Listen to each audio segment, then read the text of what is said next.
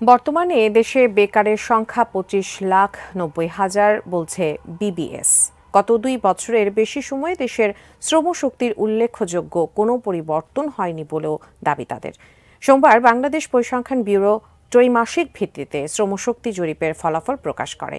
প্রতিবেদনে এ বছরের জানুয়ারি থেকে মার্চ মাস পর্যন্ত বেকার পরিস্থিতি তুলে ধরা হয়।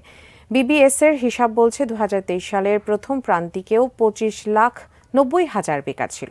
সেই হিসাবে চলতি বছর প্রথম প্রান্তিকে বেকারের সংখ্যা বাড়েনি। বর্তমানে বেকারের হার 3.51%, যা 2023 সালের গড় বেকারের হারের চেয়ে কিছুটা বেশি। 2023 সালের গড় বেকারের হার ছিল 3.36%।